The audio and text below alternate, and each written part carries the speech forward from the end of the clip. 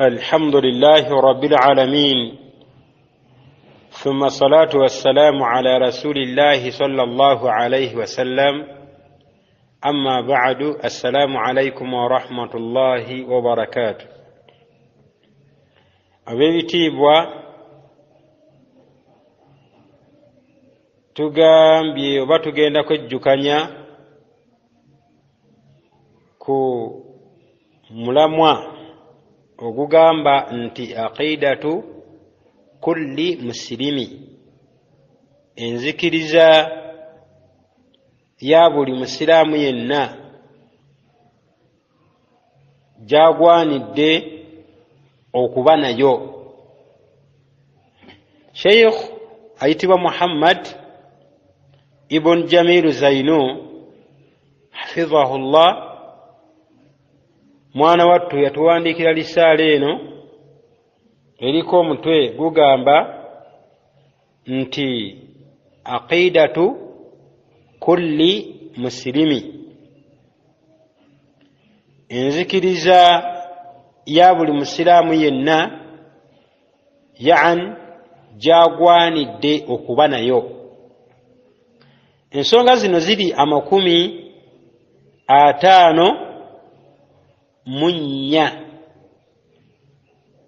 ziri 54, naye sheikh waffe Muhammad ibn Jamil Zainu hafidhahullah, mwana wattu yazirambika bwati oluvannyuma lw'okuziwa omutwe ogugamba nti aqidatu kulli muslimi.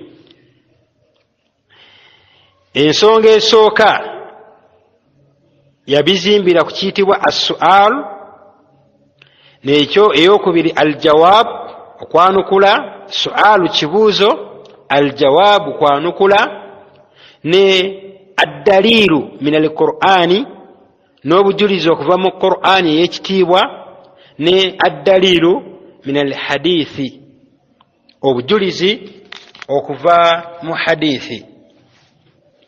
Limaadha, ekibuuzo ekisooka Sheikh agamba ti limaadha khalaqana Allahu ta'ala, lwaki Allah tabaraka wa ta'ala yatutonda. khalaqana lina'buduhu wala nushriku bihi shay'an, Allah yatutonda lwa kumusinza nga teri kumugattako kintu kirala kyonna. Ekibuuzo kisooka kigamba nti limaadha khalaqana Allahu, lwaki Allah yatutonda. Ekibuuzo ekyokubiri okwanukula, aljawab, okwanukula, agamba Sheikh khalaqana, yatutonda Allah lina'buduhu, lwa kumusinza, wala nushiriku bihi shay'an, nga teri kumugattako kintu kirala kyonna. Ad-dalilu min al-Qur'an, obujulizi okuva mu Qur'an. wama khalaqtu al-jinna wal-insa illa liya'budun, wama khalaqtu al-jinna wal-insa illa liya'budun. Allah teyatonda majinni wadde abantu, naye ensonga yatondesa abantu n'amajinni illa liya'budun, kujjako kubeera nga tusinza Allah tabaraka wa ta'ala mu bwomu bwe. Tuteekeddwa okusinza Allah tabaraka wa ta'ala nga tumusinza yekka bw'ati, tetumugattako kintu kirala. Toteekeddwa kukola ibaada yonna n'otabikamu ekitali Allah.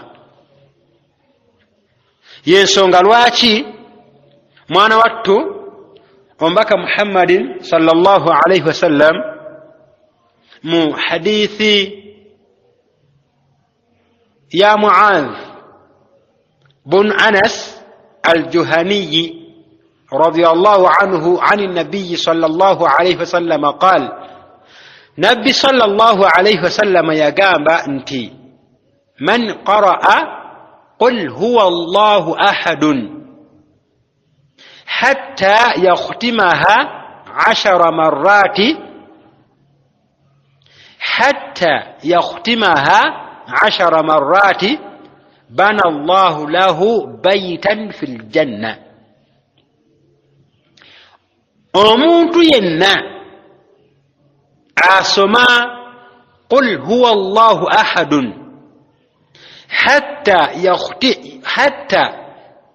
yakhtimaha 10 marratin, najjuza emirundi 10 ng'asomye mathalan naga bismillahi rrahmani rrahim qul huwa allahu ahad allahu samad lam yalid walam yulad walam yakul lahu kufuwan ahad. najisoma emirundi 10 bana allahu lahu baytan fil janna, allah muzimbira ennyumba mu jjana. فقال عمر بن الخطاب إذن أستكثر يا رسول الله. فقال رسول الله صلى الله عليه وسلم الله أكثر وأطيب. عمر بن الخطاب رضي الله تعالى عنه إذن أستكثر أبوزا يا رسول الله وانجا قنبك والله astakthira tuyitirize okusoma oba mpitirize okusoma essuula eno eyitibwa al-ikhlas. faqala rasulullahi sallallahu alayhi wasallam, omubaka n'agamba nti allahu akthir wa atyab, allah yasinga okwagala obulungi, yitiriza bimaana tuyitirize okugisoma. hadithi eyo rawahu ahmad eri ku namba 1757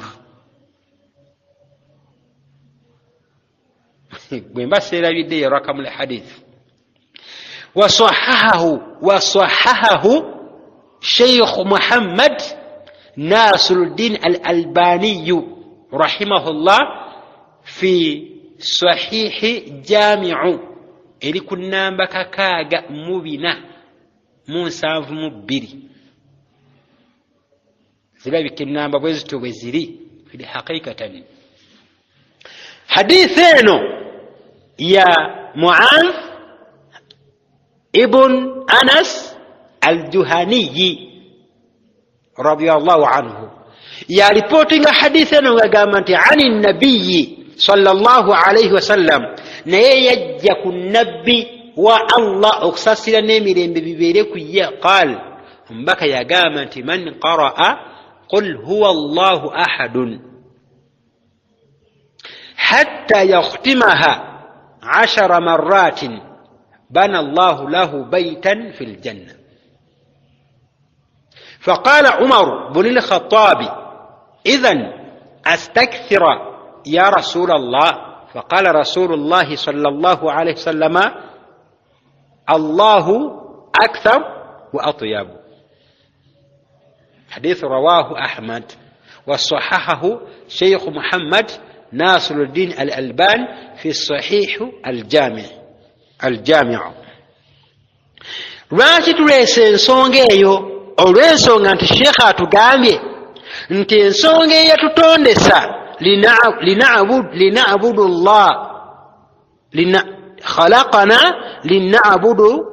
lina'buduhu, twatondebwa lwa kusinza Allah tabaraka wa ta'ala, wala nushiriku bihi shay'an, nga teri kumugattako kintu kirala kyonna. ekitegeeza nti wama khalaqtu ljinna wal insa illa liya'budun, tewali Allah nsonga lwaki yatonda abantu olwokuba nti bamunyumira nnyo abantu n'amajjini. ensonga eyatutondesa ffenna lwa kusinza Allah tabaraka wa ta'ala mu bwomu bwe. nga boolaba essuula eyo bwetandika etandika yogera ku Allah ekomekereze yogera ku Allah nga tetabiseemu kirala kyonna kitali Allah. Naawe asinza Allah, imma oli mwami wa imma oli mukyala, oteekeddwa kubeera nga mu ibaadaati zonna z'okola olina ikhlaasan lillah.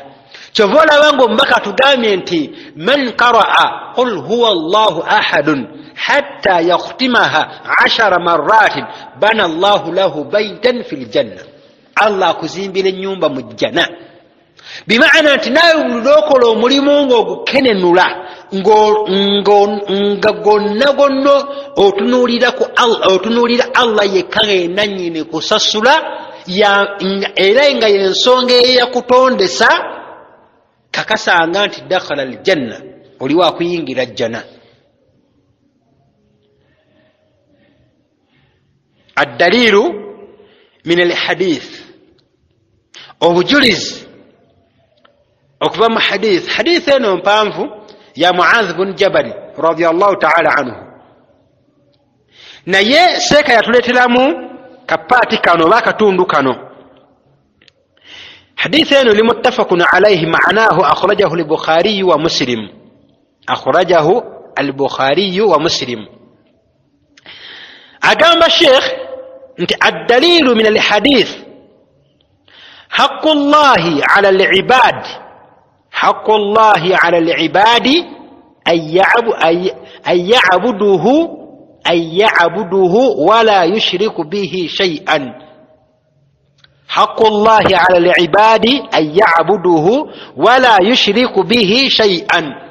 ekikakata ku baddu ba Allah eri Allah waawe, buli yenna ayitibwa nti muddu wa Allah, ekimukakatako nze naawe n'omulala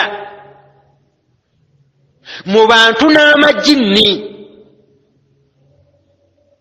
an ya'buduhu, kwe kusinza Allah tabaraka wa ta'ala, wala yushriku bihi shay'an, nga teri kumugattako kintu kirala kyonna. Oteekeddwa okukola buli kyonna ekikwatagana n'okusinza Allah ikhlaasan lillah, ng'olongoosa ku lwa Allah, nga Allah bw'atugamba nti waltanzuru nafsun ma qaddamat lighad. Buli lw'okola kyonna ekiyitibwa okusinza Allah, omulimu ogwo Allah gwakusobozesezza n'okola, tokola neemalidde, gutunuulire n'eriiso jjogi, gulongoose nnyo n'obwegendereza ng'omanyi kookomye. Togenda kuddamu kukola mulimu mulala gugufaanagana, era ng'ogwo gw'okoze kyakwewolereza kyo nakyo oluvannyuma olw'okusisinkana Allah tabaraka wa ta'ala. Inna Allaha khabirun bima ta'malun. Allah mukenkufu nnyo mumanyi w'ebyo byonna bye tukola. Kyova olaba nga mwana wattu omubaka Muhammadin sallallahu alayhi wasallam yatugamba nti inna Allaha, hadithi ya Abu Huraira eri mu Muslim, yagamba nti inna Allaha la yanzuru ila ajsamikum, Allah tatunulira mibiri gyammwe, wala ila suwalikum, era tatunulira bifaananyi byammwe, walakin okujjako yanzuru ila qulubikum, atunulira mitima gyammwe, wa a'malikum, n'emirimu gyammwe. Ugwo okubeera nga tugambe oyambadde naye nga engoye z'oyambadde zitukula naye nga goddugala, mathalan ova kuba buloka oba kolokota byennyanja tugambe kolokota byennyanja ndowooza ne buloka, kale n'oyambale engoye zo ezitukula, wano kungulu wakulaba nga masha Allah tabarakallah, naye nga mundakko tekigasa kubeera ng'olabika nti oli musiraamu, naye nga munda omutima gwo gulaga nga gukakasa tegwakkiriza Allah. Ojja kubeera mu hisaala ebbanga lyonna, oba ojja kubeeramu abo abantu abagenda okufaafaaganirwa ebbanga lyonna, singa onoosisinkana Allah nga bw'otyo bw'ofaanagana. Ensonga tugambye nti seeka yateekako omutwe ku lisaala eno egamba nti aqidatu kulli muslimi, enzikiriza ya buli musiraamu yenna. Ne tugamba nti ensonga ziyaleeta ziri 54 nga zizimbira mu nsonga 4. Ensonga esooka as-su'aalu, kibuuzo. Ensonga ey'okubiri al-jawaab, kwanukula. Ensonga ey'okusatu al-adilla min al-Qur'an, obujulizi okuva mu Qur'an.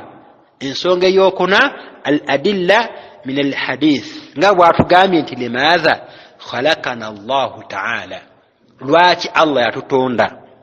Al-jawaab khalaqana lina'buduhu wala nushriku bihi shay'an, Allah yatutonda lwakumusinza nga teri kumugattako kintu kirala kyonna.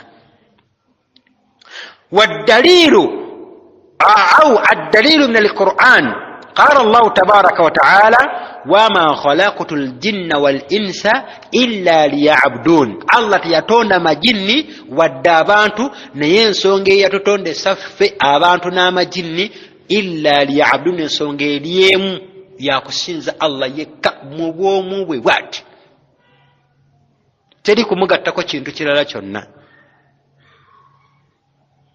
Suratu Az-Zariyat aya 5:6. Ad-dalilu min al-hadith, obujulizi okuva mu hadith, yagamba omubaka Muhammadin sallallahu alayhi wasallam, n'agamba nti haqqullahi ala al-ibadi an ya'buduhu wala yushriku bihi shay'an, ekikakata ku baddu ba Allah kiri ekintu kimu kumusinza nga teri kusinza kirala kyonna, kumusinza yekka bw'ati. Wala yushriku bihi shay'an, nga teri kumugattako kintu kirala kyonna. Ndowooza ensonga ezo zitegerekeka. Ensonga ey'okubiri, Sheikh agamba nti as-su'al, ekibuuzo, kaifa na'budu Allah ta'ala, butaba tusinza Allah tabaraka wa ta'ala. Al-jawab kama amarana Allah wa rasuluhu, tusinza Allah kama amarana Allah wa rasuluhu ma'a al-ikhlas.